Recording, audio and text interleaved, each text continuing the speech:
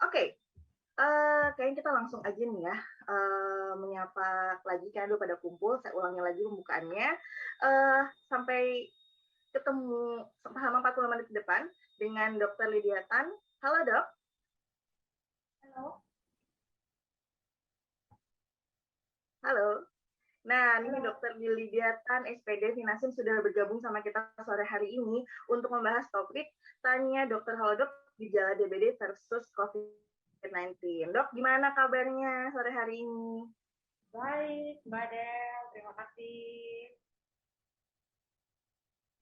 Oke, nah buat teman-teman yang belum tahu nih siapa sih ini Dokter Lydia ya. Dokter Lydia ini adalah dokter spesialis penyakit dalam yang juga merupakan alumni dari Universitas Tarumanegara dan juga Universitas Ramratulangi. Nah saat ini beliau itu sedang berpraktik di Rumah Sakit Mitra Keluarga Kalideres dan juga kamu bisa konsultasi langsung nih sama Dokter Lydia via aplikasi Halodoc ya dok. Iya, betul. Biasanya saya di Uh, jam 9 malam.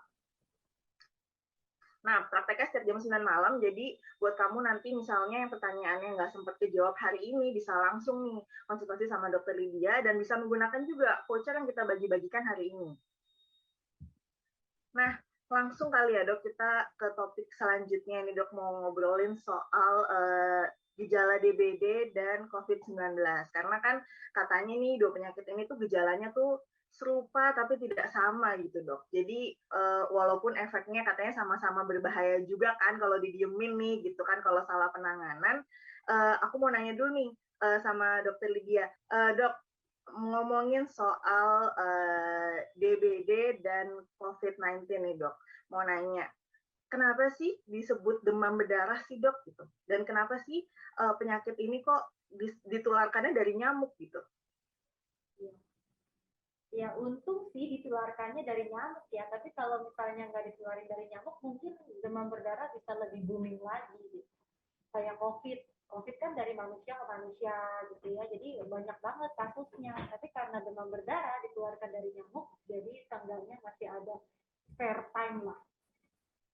Kalau demam berdarah tadi Mbak Del bilang kenapa gitu ya dikasih nama demam berdarah, karena Hmm. biasanya pasien yang kena demam berdarah itu udah pasti biasanya demamnya demam tinggi dadakan gitu ya.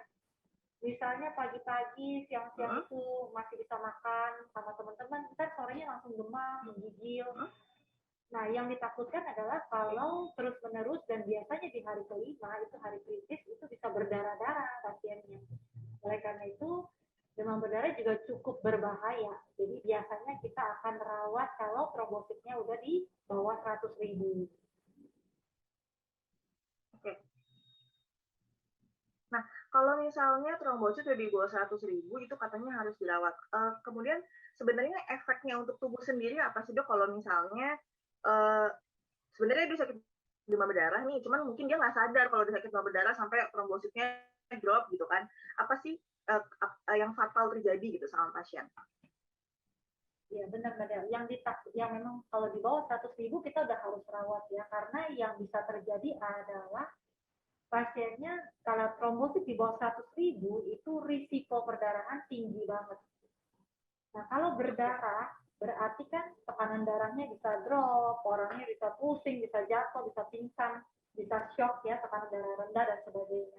Nah, itu yang ditakutkan dan itu semua bisa menimbulkan ujung-ujungnya adalah kematian pada. Oke. Okay. Ada ini nggak sih dok sebenarnya komplikasi yang harus banget diwaspadai nih kalau misalnya kena demam berdarah? Komplikasi yang harus diwaspadai itu biasanya namanya juga demam berdarah ya. Demam tinggi sendiri itu bisa bikin kejang, bisa bikin nggak sadar. Terus belum lagi berdarah-berdarahnya itu juga bisa bikin shock, tekanan darah tidak terukur sampai akhirnya bisa berisiko atau komplikasi kematian karena berdarah-darah. Jadi memang nggak boleh disepelein demam berdarah gitu ya.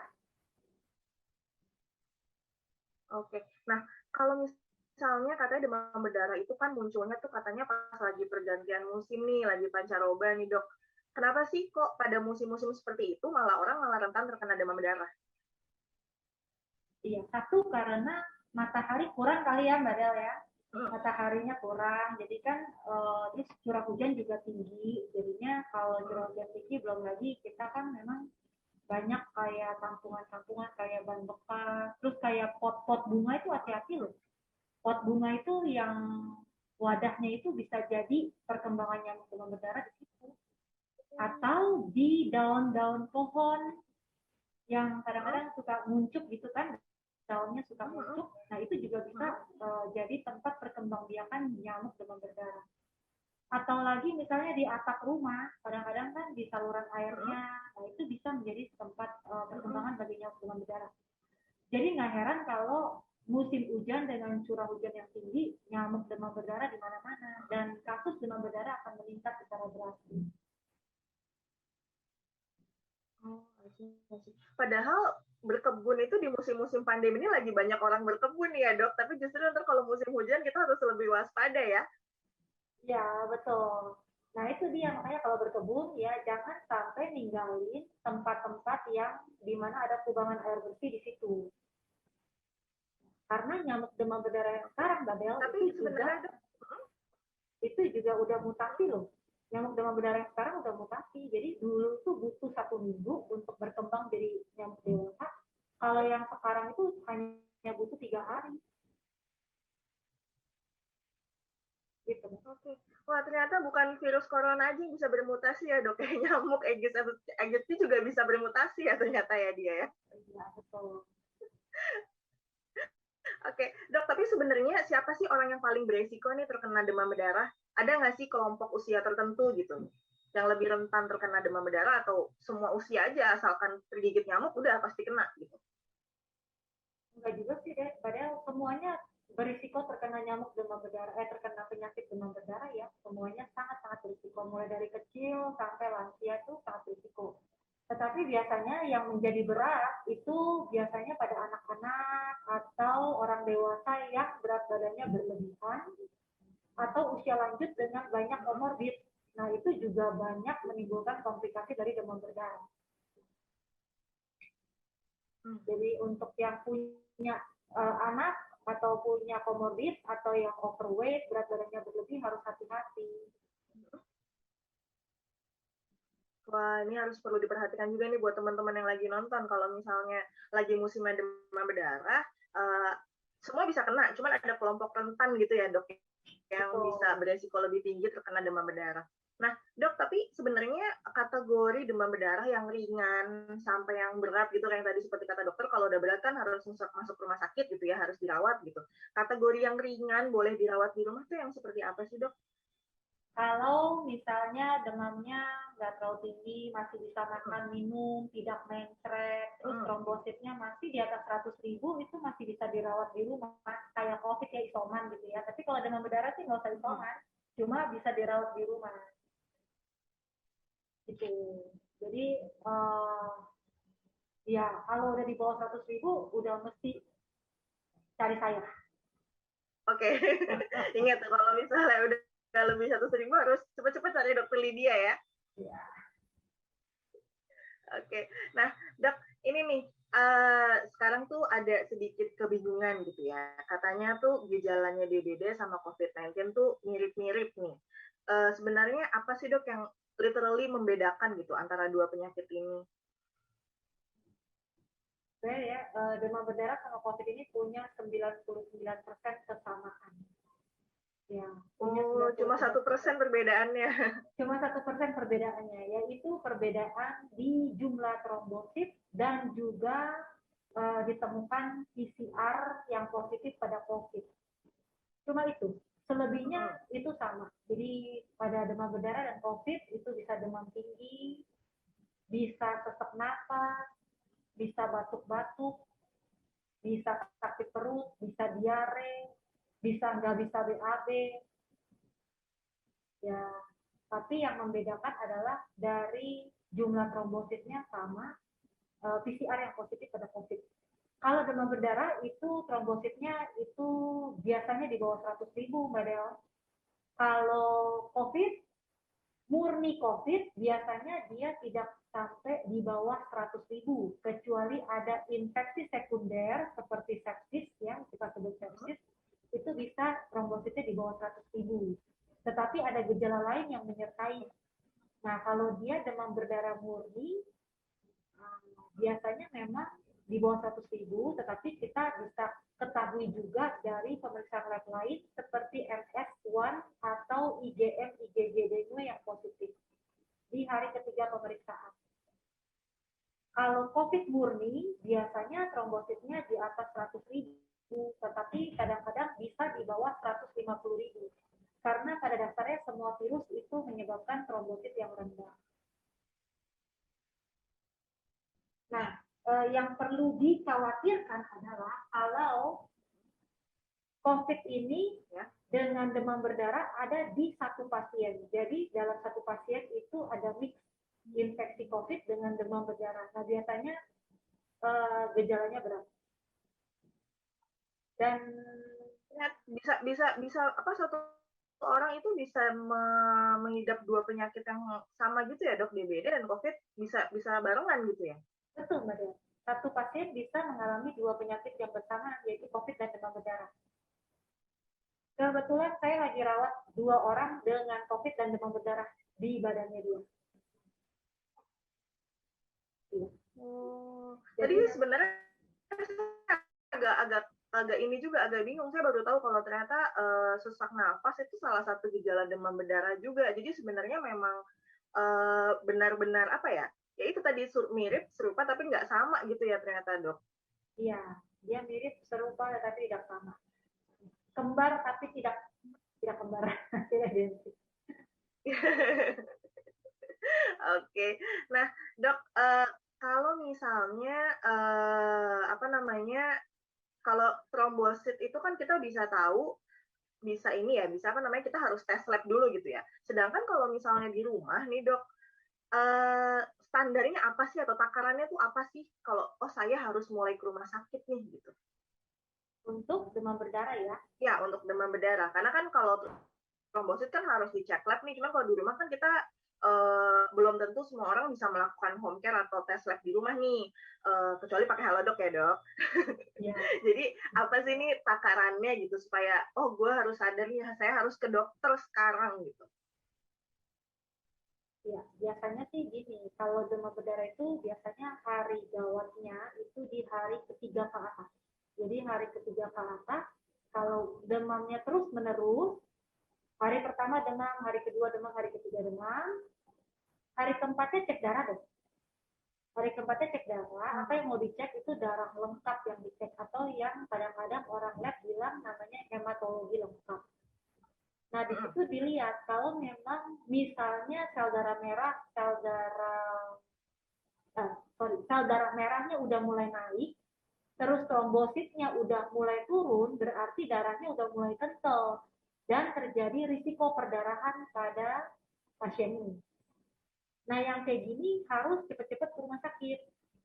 Karena memang demam berdarah ya obatnya cairan, ya kan, cairan, bed rest, nutrisi yang bagus. Karena kan memang virus itu pada dasarnya adalah self-limiting disease. Jadi kalau daya tahan tubuh kita oke, dengan dibantu sedikit dengan obat-obatan, hasilnya bagus. Ya kebanyakan hasilnya bagus. Kecuali dia ada sesuatu yang lain ya, misalnya overweight atau ada comorbid, ya itu mungkin ada yang harus kita perhatikan lagi di bagian sana. Coba saya cek dulu ya, mana nih pertanyaannya. Nah, ini Dok. Tadi sebenarnya saya udah tanyain sih, cuman ada yang nanya lagi nih. Dok, dari Nisa katanya, Dok, gimana sih bedain demam karena DBD sama karena COVID jika tanpa pemeriksaan lab? Ya, nggak bisa, Anissa nggak bisa. Jadi kan namanya sama-sama virus gitu ya. Jadi 99% si virus demam berdarah sama virus COVID ini punya kemiripan karena mereka sama-sama virus. Jadi 1%-nya kita harus bedain dari segi pemeriksaan penunjang, namanya juga penunjang, jadi memang untuk menunjang diagnosis yang pasti. Nah, kalau demam berdarah kita biasa periksain trombositnya misalnya di bawah 100.000 yang tadi ya. dengan NF1 atau IgG-nya positif. Tapi kalau COVID biasanya kita langsung PCR dan ditemukan hasil positif, berarti dia positif. Tetapi jangan heran kalau di satu pasien ada dua-duanya. Jadi COVID ada, demam berdarah ada, karena itu memang mungkin terjadi. Gitu. Oke, jadi jawabannya adalah nggak bisa tanpa lab, nggak bisa mengira-ngira ini demamnya karena DBD, apa karena COVID, karena sama-sama panas ya dok ya. Jadi mau nggak mau harus ke lab gitu, harus cek. Ya, betul. Sama-sama demam, sama-sama demam tinggi, karena memang sifatnya kan virus. Yes. Oke, next dari Nursila nih dok. Kalau Nursila, sebentar. Ternyata banyak pertanyaan. Dari Lungpri, pertanyaannya, dok, apakah DBD identik dengan timbulnya bintik merah pada kulit? Lalu cara membedakannya dengan cacar air tuh gimana ya dok katanya? Sebenarnya agak jauh ya ini kalau menurut saya ya, demam berdarah sama cacar air. Bener nggak nih dok? Apa saya yang so tahu nih? Coba dokter Lydia yang jawab. Betul-betul. Jadi merah-merah bintik-bintik pada demam berdarah itu kan karena pecahnya pembuluh darah ya, pembuluh darah di bawah kulit yang namanya pembuluh kapiler. Itu kalau ditekan dia nggak hilang karena kan dia pembuluh darah gitu. Nah kalau cacar air beda, cacar air itu kan dia bentul-bentul kayak digigit binatang gitu ya, bentul-bentul. Nah terus ada isi airnya, jadi ada balon gitu bentul, terus ada isi air di dalam. Namanya juga cacar air gitu, isinya air gitu. Nah jadi beda sekali penampakan fisik pada demam berdarah dan cacar air. Itu Pak Lumpri. Oke, jadi perbedaannya sebenarnya cukup signifikan ya dok antara demam berdarah, bintik merah karena demam berdarah dan juga karena cacar air. Jadi seharusnya bisa dibedakan gitu ya. Iya, signifikan banget. Signifikan banget.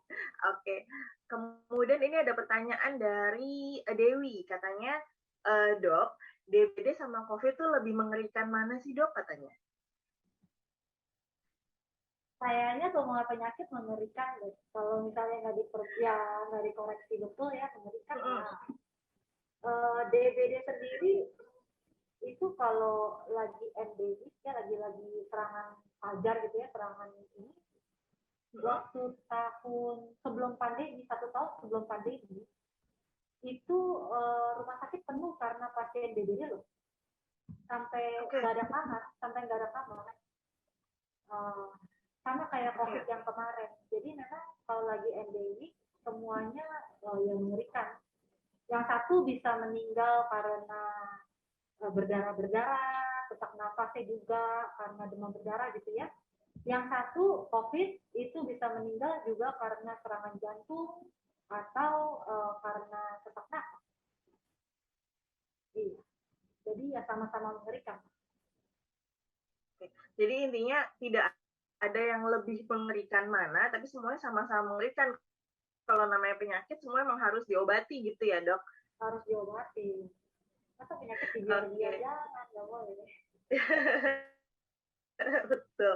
Nah, ini ada pertanyaan lagi dari Kartini Naiborhu. Katanya, bagaimana ya dok cara kita untuk membedakan COVID terutama pada anak-anak katanya? Bagaimana membedakan COVID pada anak-anak? Iya. Sebenarnya nggak ada bedanya sih. Nggak ada bedanya ya. Kalau pada anak juga biasanya bisa demam tinggi, ya kan? Terus bisa tidak nafsu makan, itu tuh pada anak-anak.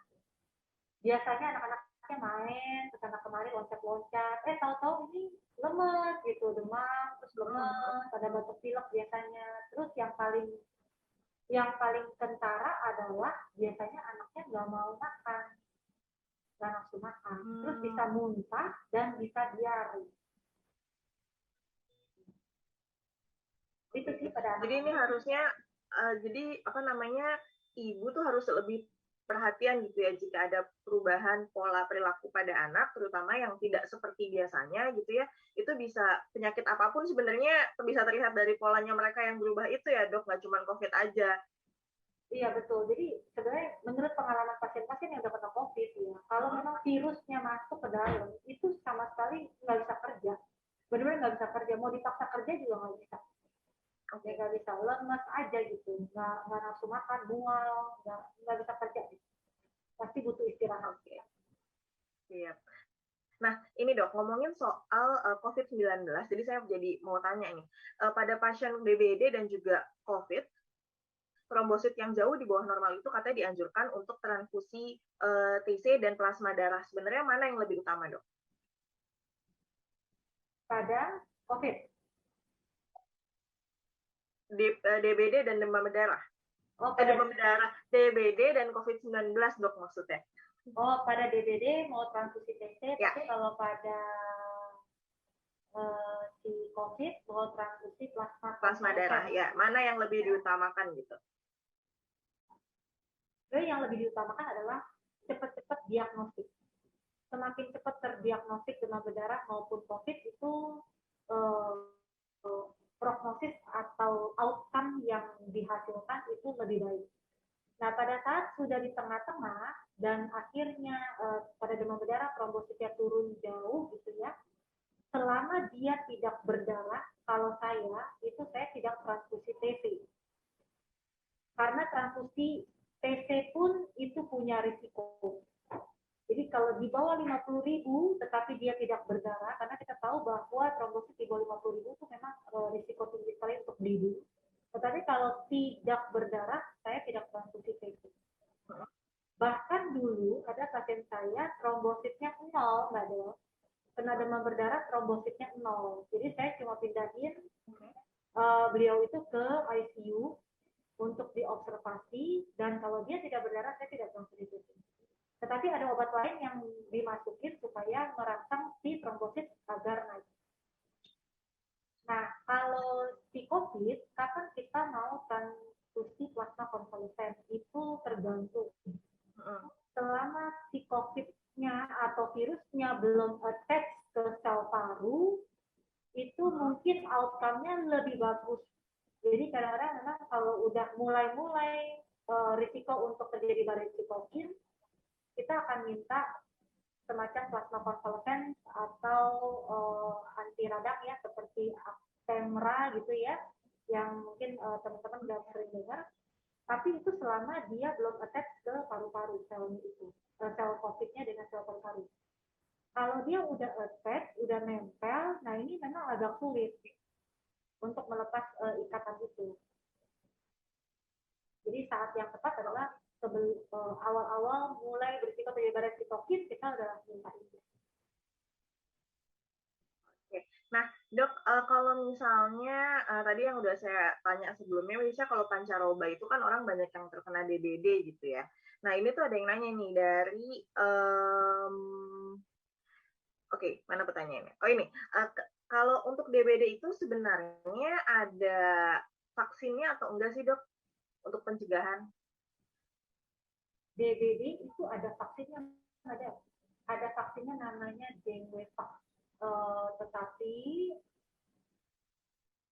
sempat ditunda ya, sempat ditunda. Jadi tetap yang paling baik adalah 5M. Yang sama-sama 5M nih, demam berdarah 5M, COVID juga 5M. Tetapi 5M-nya demam berdarah seperti mengubur, menguras, gitu-gitu ya, menutup tempat ini. Jadi tetap pencegahan yang paling baik untuk demam berdarah itu terletak di 5M dalam hal kebersihan lingkungan. Oke. Nah, dok, ini ada pertanyaan dari Hidar. Katanya kalau misalnya ibu sedang menyusui lalu kena DBD atau COVID, sebenarnya masih boleh menyusui atau enggak, dok? Kalau ibu lagi kena demam berdarah atau COVID, bisa menyusui nggak? Sebenarnya sih bisa-bisa aja sih. Bisa-bisa aja kalau air susu ibunya masih keluar. Yang kebanyakan adalah pada saat sakit, asinya nggak keluar, Nadel. Untuk keluar asi, ibunya harus dalam keadaan sehat, juga nggak boleh stres. Ya. Kalau dia tidak sehat dan dalam keadaan stres, biasanya asinya nggak keluar. Tapi seandainya keluar, ya boleh-boleh aja. Oke, jadi sebenarnya diperbolehkan ya dok. Nah, Kemudian ada pertanyaan dari Andari Ditya. Dok, lebih berbahaya dan berisiko manakah untuk ibu hamil terkena COVID atau terkena DBD? Iya, ini sama bahayanya, sama-sama bahayanya. Kalau kena DBD, ya sama-sama bahaya sih ya. Tapi gini, COVID yang sekarang, COVID yang Delta ini, kelihatannya memang agak lebih berbahaya ya untuk ibu hamil. Kalau dulu tuh kalau COVID yang sebelum Delta ya, rata-rata sih ibu hamilnya sembuh-sembuh aja gitu ya. Tetapi yang sekarang ini agak berat-berat gitu sampai harus masuk ICU biasanya kalau ibu hamil dengan COVID yang Delta. Ya, tapi kalau demam berdarah pada ibu hamil juga bahaya. Sama bahayanya sama. Oke, nah kemudian ada pertanyaan dari Amalia, katanya fogging nyamuk DBD itu sebenarnya yang baik frekuensinya berapa kali sih dok? Fogging? Ya, sebenarnya sih fogging cuma salah satu cara pencegahan kan. Ya.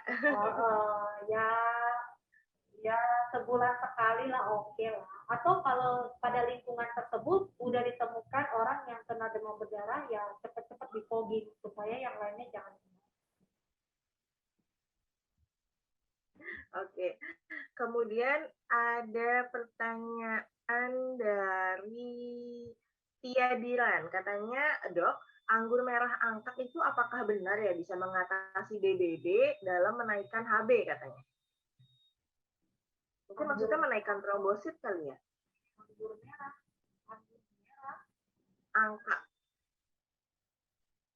Oh, anggur merah angkat. Benar nggak bisa bantu mengatasi DBD dan menaikkan HB?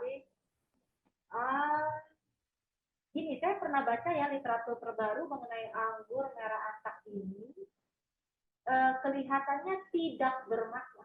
Dari penelitian yang saya baca, itu tidak bermakna. Jadi mau dikasih anggur merah angkat ke anggur apa gitu ya, yang angka-angka begitu ya, itu dengan yang tidak diberikan sama aja, trombositnya naik aja gitu. Ya, dari penelitian tidak berbeda. Oke. Kemudian ada pertanyaan lagi nih dok, kenapa tidak semua pasien COVID itu diperiksa kekentalan darah? Dan apa sih tanda yang harus dilihat, harus cek atau nggak cek kekentalan darahnya? Ya, sebenarnya sih semua penyakit itu bisa naikin kekentalan darah sih, Mbak Del. Mau penyakit apapun, bukan cuma si COVID. Jadi demam berdarah pun, tipes pun, infeksi apapun sebenarnya bisa naikin demam berdarah. Tetapi semakin tinggi reaksi inflamasi atau peradangan yang terjadi, kan kalau sesuatu masuk ke dalam tubuh kan berarti kan badan berantem lah sama sesuatu yang tidak seharusnya masuk itu ya. Nah itu terjadi peradangan berantem. Nah semakin tinggi peradangan itu semakin meningkatkan risiko kekentalan darah. Ya, jadi karena COVID ini termasuk yang inflamasi atau peradangannya tinggi, biasanya kita cekin kekentalan darah. Oke. Kemudian nih dok, ada pertanyaan dari Firly. Katanya, dok saya punya autoimun. Gimana ya cara pencegahan supaya nggak terkena DBD atau COVID? Dan kalaupun misalnya udah kena, cara mengatasinya gimana supaya bisa bertahan katanya? Oke, terima kasih. Kafir ini banyak ya yang punya autoimun tuh banyak banget. Ya, tapi autoimunnya itu tergantung. Kalau autoimunnya artinya ringan, sedang tidak dalam artian mengkonsumsi steroid atau obat-obatan yang untuk menekan autoimun, itu kalau untuk vaksin COVID, silakan vaksin COVID karena itu akan jauh lebih baik. Ya, sebenarnya orang autoimun itu sebenarnya boleh untuk vaksin COVID, tapi kenapa kadang-kadang kita tunda? Karena biasanya kalau si autoimunnya lagi flare, badan kan lagi sibuk ngeberesin autoimun yang flare. Kalau kita kasih vaksin, tentu si badan akan cuekin itu vaksin karena dia lagi sibuk ngebetulin yang flare dari autoimunnya. Jadi biasanya kita tunda karena flare dari si autoimun. Tetapi kalau autoimunnya terkontrol, silahkan vaksin COVID itu adalah cara mengatasi atau cara pencegahan terbaik ya untuk bertahan. Sedangkan kalau DBD tentu 5M seperti yang tadi saya bilang, menutup, menguras, membersihkan, gitu-gitu. Oke, kemudian ini kayak pertanyaan terakhir nih dok, dari Fifmat Nathanael, dok kalau kena DBD ringan, ada gejala pasca kesembuhannya nggak katanya? Kalau kena DBD ringan, enggak sih, nggak ada gejala lagi. Ya biasa sih gini, kalau kena DBD, rata-rata habis sembuh dari DBD, kadang-kadang orangnya masih bisa pusing-pusing dikit atau mual-mual dikit. Ya, tapi tidak sepusing atau semua waktu pertama kali kena demam berdarah. Itu aja biasanya terjadi. Ada juga yang udah sembuh ya udah seperti biasa lagi, benar-benar seperti biasa. Oke, kemudian sebentar dok. Oh ini, cara tadi kan demam ya dok ya. Tadi yang nanya perbedaan demamnya seperti apa. Ini ada yang nanya nih, kalau misalnya membedakan batuk saat DBD dan COVID itu seperti apa katanya? Batuk, perbedaan batuk pada DBD dan batuk pada COVID. Nggak ada bedanya. Batuk-batuk aja, nggak ada bedanya. Ya, tapi jadi memang harus dicek di lab sebenarnya ya. Iya, biasanya kita ronsen, ya kan. Kalau memang ada flek paru-parunya, ya itu berarti batuknya dari si COVID gitu ya. Tapi ya bedanya ya nggak ada. Cuma mungkin kalau batuk pada COVID biasanya sih lebih berat ya, karena memang kan paru-parunya yang terserang gitu. Biasanya lebih berat. Aku mau tanya dulu nih sama dokter sebelum kita tutup acaranya, ada nggak pesan-pesan singkat gitu buat teman-teman yang lagi nonton di rumah? Ya, teman-teman pokoknya stay safe, stay healthy, stay safe ya. Uh, kita masih di pandemi, jadi tolong prokes yang ketat, jangan lengah, dan vaksinasi. Jangan takut untuk vaksin. Dengan vaksin tentu lebih bagus nanti kesehatannya. Ya, terima kasih. Oke. Dok, ngomong-ngomong soal vaksin nih, sebenarnya jadi aku yang mau nanya nih dok, kalau misalnya habis terkena penyakit demam berdarah, it's okay untuk langsung vaksin dok, atau misalnya kita harus tunggu berapa lama dulu gitu? Tunggu aja dulu seminggu lah, Badel. Seminggu dulu, baru vaksin. Tunggu badan kuat lagi, benar-benar dalam keadaan fit, baru kita vaksin lagi. Oke. Kemudian buat teman-teman di rumah, berarti karena dari Dokter Lydia jangan lupa jaga prokes, dan juga buat teman-teman yang belum vaksin tapi kemungkinan atau kebetulan habis kena DBD gitu ya. Jadi mesti tunggu kira-kira 1 minggu gitu ya dok, supaya bisa langsung vaksinasi COVID, jadi bisa lebih aman gitu ya. Iya. Biar badan bagus juga dan kekebalan. Iya. Oke, terakhir nih dok. Dokter ingetin lagi buat teman-teman mungkin yang belum sempat ngobrol sama dokter, tadi belum sempat nanya juga, dokter ada di aplikasi Halodoc setiap hari apa, jam berapa dok? Setiap hari jam 9 malam, kalau tidak ada perubahan. Jam 9 sampai jam 10. Ya. Oke, jadi setiap hari jam 9 malam teman-teman bisa langsung login ke aplikasinya Halodoc, buka aplikasinya, bisa langsung ngobrol sama Dokter Lydia ya dok, bisa nanya semua deh tentang penyakit DBD atau COVID-19, nanti akan langsung dijawab sama Dokter Lydia. Jadi jangan lupa pakai tuh vouchernya yang tadi udah kita bagi-bagi selama acara ini. Oke, dan terima kasih Dokter Lydia udah mau ngobrol-ngobrol sama aku sore hari ini, buat jawab-jawabin pertanyaan juga, buat ngejelasin tentang DBD dan COVID juga. Terima kasih Mbak. Iya, dan terima kasih banyak Dokter Lydia. Semoga kita bisa ngobrol-ngobrol seru lagi ya, Dok. Ya, terima kasih Mbak Del, teman-teman. Ya, buat teman-teman jangan lupa jaga kesehatan semuanya. Dadah.